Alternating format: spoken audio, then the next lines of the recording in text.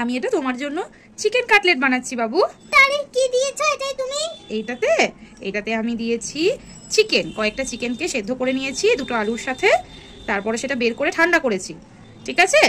আর কিছুটা পেঁয়াজ কুচো করে নিয়েছি, একটু লঙ্কা কুচো নিয়েছি, আর একটু গরম মশলা নিয়েছি, আর 100 গ্রাম চিজ নিয়েছি। 100 গ্রাম? হ্যাঁ, 100 গ্রাম চিজটা না দিলে কি এটা খেতে টেস্টি হবে?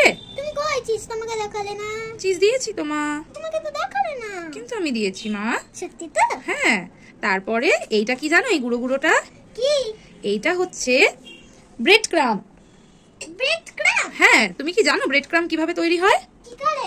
ব্রেড ক্রাম্ব তৈরি হয় ব্রেড দিয়ে। তুমি কি জানো কিভাবে তৈরি করেছি?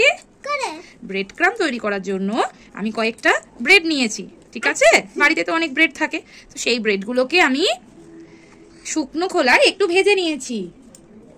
এবার আমি এটাতে মিক্সিতে গুঁড়ো করে নিয়েছি, হয়ে গেল ব্রেড ক্রাম্ব। এটা কিন্তু বাইরে থেকেও কেনা যায়, কিন্তু বাড়িতে তৈরি করে নিলে খুব ইজিলি পেয়ে যাবো আমরা এটা। তুমি ব্রেডটাকে ওই চিজে তুমি মিক্স করেছো? এটা মিক্সিতে গুঁড়ো করেছি। ব্রেডটাকে মিক্সিতে গুঁড়ো করে দিয়ে এর মধ্যে এগুলো কি ঢালছো?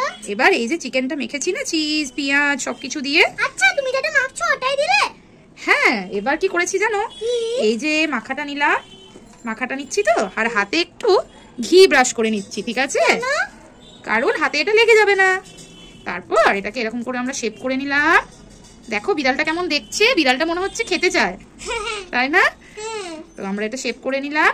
তারপর এটা আমরা একটা শুকনো হাত দিয়ে ব্রেড ক্রামে দিয়ে দেবো, দিয়ে এবার এটা এরকম করে আলতো হাতে চেপে চেপে এরকম।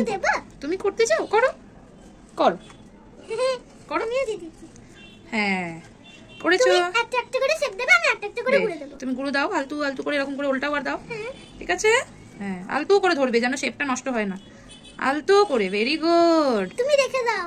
আমি রেখে দেবো? ভয় করছে? দেখো আমরা কতগুলো বানিয়ে নিয়েছি। এত বানানোর জন্য এবার এগুলো আমরা ফ্রাই করব। চলো চটপট সবকটা বানিয়ে নি। ওগো দেখো আমাদের কাটলেট গুলো ভাজার জন্য রেডি।